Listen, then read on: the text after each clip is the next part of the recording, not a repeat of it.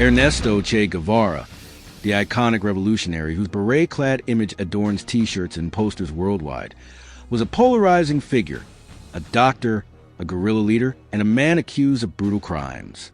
From his role in the Cuban Revolution to his campaigns in Congo and Bolivia, Che is linked to the executions of hundreds, possibly thousands, of people, opponents of the revolution, suspected traitors, and even innocents caught in the crossfire. His methods were ruthless, firing squads, beatings, and psychological torment. In this documentary, we dive deep into the psyche of Che Guevara, peeling back the myth to uncover the man behind the murders. Using psychology and psychoanalysis, we'll explore why he killed, how he chose his victims, and what drove a physician to become a symbol of both hope and horror. Why make a documentary about Che Guevara? Because his crimes, steeped in ideological fervor, are a psychological puzzle that demands unraveling. Che wasn't a serial killer lurking in shadows. He was a public figure who ordered executions in broad daylight, believing each death served a higher cause. His methods were chillingly deliberate. Imagine a man standing over a trembling prisoner, pistol in hand, or swinging a baseball bat with grim satisfaction as blood pooled on the ground. He's said to have shot hundreds himself, savoring the acrid odor of gunpowder and blood. He ordered thousands more to die, from journalists to farmers, anyone deemed a threat to his vision. Witnesses recount families torn apart, children in prison, and bodies left as warnings. His violence wasn't random. It was surgical, driven by a mind that equated dissent with betrayal. This blend of idealism and brutality makes Che a perfect case study for the psychology of a killer who believed he was saving the world. Let's step into the mind of Ernesto Guevara, born in 1928 in Rosario, Argentina, to a middle-class family with leftist leanings. Picture a boy with asthma, wheezing through humid nights, his body frail, but his mind sharp. Psychoanalysts might argue this chronic illness shaped his psyche, fostering a sense of defiance against weakness, both his own and others. His mother, Celia, was a fiery intellectual. His father, Ernesto Sr., a dreamer who struggled financially. This dynamic, strong maternal influence, absent paternal stability, could have planted seeds of grandiosity, a need to prove himself larger than life. In Freudian terms, Che's drive for power might stem from an unresolved Oedipal conflict, seeking to surpass his father by becoming a global symbol. As a teen, Che was charismatic but restless, reading Marx and Sartre while nursing a dark fascination with violence. Letters to his father allegedly reveal a chilling confession. He studied medicine not to heal, but because it let him explore death up close. If true, this suggests early signs of sadistic tendencies, a trait often linked to antisocial personality disorder. People with ASPD lack empathy, viewing others as tools or obstacles. Che's medical training gave him a clinical detachment. Think of a doctor calmly dissecting cadaver, then apply that to his later executions. By his 20s, his motorcycle journeys across South America exposed him to poverty, igniting a rage against systemic injustice. But where others saw reform, Che saw war. His idealism wasn't altruistic. It was obsessive, a narcissistic belief that only he could deliver salvation. By 1956, Che joined Fidel Castro's Cuban Revolution, transforming from dreamer to enforcer. Psychoanalytically, this was his ego ideal taking over, a vision of himself as the ultimate revolutionary, untouchable and righteous. But beneath this lay a shadow self, what Carl Jung would call the repressed darkness we all carry. Che's shadow was vicious. At La Cabaña prison in 1959, he oversaw hundreds of executions. Picture the scene, a damp fortress, screams echoing off stone walls, men lined up against a blood-stained wall. Che would watch, sometimes pulling the trigger himself.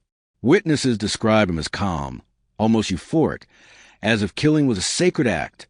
One survivor recalled Che beating a man to death with a bat, his face blank, like a painter lost in his work. Why did he kill? Psychologically, Che's violence was a defense mechanism, a way to externalize his inner chaos. His asthma, his family's financial struggles, his constant displacement, these bred a sense of powerlessness. Killing restored control. Each execution was a ritual, reinforcing his identity as the revolution's avenger. He once wrote, "Blind hate transforms a soldier into a cold-killing machine." This wasn't just ideology. It was a window into his psyche. Hate became his fuel, a way to silence doubt. In cognitive behavioral terms, Che's distorted thinking, believing dissenters were inherently evil, justified his actions. He dehumanized his victims, a classic trait of psychopathy, seeing them as symbols of capitalism rather than people with families, fears, and dreams. Che's victims weren't random. They were carefully selected, but not always for rational reasons. He targeted counter-revolutionaries, a vague term that could mean anyone from Batista's soldiers to skeptical journalists. Psychologically, this reflects a paranoid personality structure, where perceived threats are magnified. Che's black and white worldview left no room for nuance. You were either with him or against him. This splitting, a defense mechanism seen in borderline personality disorder, made compromise impossible. He reportedly ordered the deaths of entire families if one member fled, a sadistic overreach suggesting he enjoyed the power to destroy. His choice of victims also reveals a projection of self-hatred. Che's racism and homophobia, calling black people lazy and gay men perverts, suggests he externalizes insecurities onto marginalized groups. As a white middle-class Argentine, he may have felt superior, yet his asthma and failures gnawed at his ego. Killing those he deemed inferior was a way to affirm his dominance. His methods, firing squads, beatings, mock executions, were theatrical, designed to instill terror. One witness, Jamie Costa Vasquez, claimed Che's motto was, "If in doubt, kill him." This impulsivity points to a lack of impulse control, another hallmark of ASPD. Let's paint the horror. Havana, 1959. La Cabaña prison is a fortress of dread, its walls slick with sweat and blood. Prisoners huddle in cells, hearing the rhythmic crack of gunfire outside. Che strides through, boots echoing, his beret tilted just so. He stops at a cell, points to a man, maybe a farmer who questioned the regime. The man begs, his voice cracking, but Che's eyes are cold, like a predator sizing a prey. Hours later, the farmer's body slumps against a wall, a bullet hole in his skull.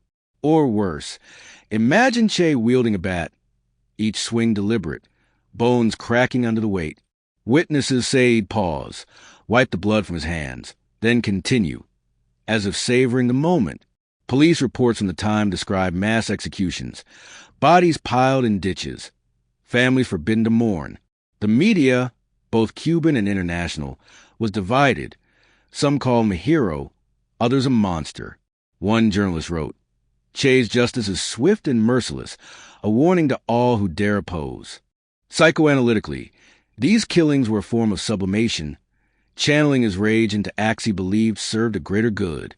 But the glee he reportedly took, his nostrils dilating at the smell of blood, suggests a sadistic pleasure, a release of repressed aggression. His asthma, which forced him to confront mortality daily, may have fueled a fascination with death, making killing a way to master it. So what was Che? A psychopath? A narcissist? Likely a mix. Antisocial personality disorder fits his lack of remorse, impulsivity, and charisma, traits that let him charm followers while condemning others to death. Narcissistic personality disorder explains his grandiose self-image, his belief he was destined to reshape the world. His racism and homophobia point to a rigid, authoritarian personality, intolerant of difference. Yet, there's evidence of borderline traits too, his intense emotions, his all-or-nothing thinking, his fear of abandonment. His childhood offers clues. The instability of his family, combined with his mother's radicalism, may have fostered a false self, a persona built to mask vulnerability. In psychoanalytic terms, Che's killings were a repetition compulsion, reenacting early feelings of powerlessness by dominating others. His asthma, a constant reminder of fragility, could have driven a compensatory need for control, making violent a perverse form of self-assertion. Add ideological zeal, and you get a man who saw murder as both necessity and art. By 1967, Che's revolution was crumbling. His Bolivian campaign was a disaster. Poor planning, dwindling support, and a CIA-backed manhunt closed in. Picture him in the jungle, Gaunt, asthmatic wheezes betraying his position. On October 8th, he was captured, wounded, and taken to a schoolhouse in La Higuera. Reports say he was defiant, spitting at his captors, but alone in that classroom, he must have felt the weight of failure. The next day, a Bolivian soldier shot him, allegedly on CIA orders. His last words, "You're killing a man." His body was displayed, hands severed for identification, a final indignity. Philosophically, Che's end is a study in hubris. Existentialist thinkers like Sartre, whom Che admired, might argue he lived authentically, embracing his freedom to act despite the cost.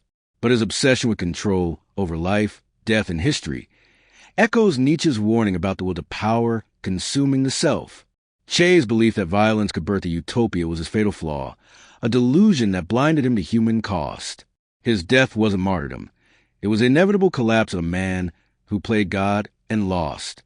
Che's story leaves us shivering, not just from the blood he spilled, but from what it reveals about the human mind. He wasn't a cartoon villain.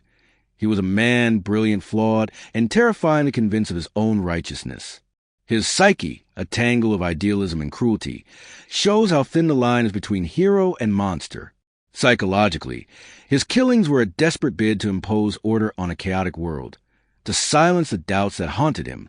Philosophically, he reminds us that unchecked conviction can birth horrors as easily as hopes. As you sit there, heart pounding, imagine facing Che in that prison yard, his gaze locking onto you. Would you be a comrade or a corpse? His legacy, on T-shirts, in history books, asks us to confront our own capacity for violence, our own shadows. The scariest part? Che believed he was saving you. And somewhere, deep down, a part of you might believe him too.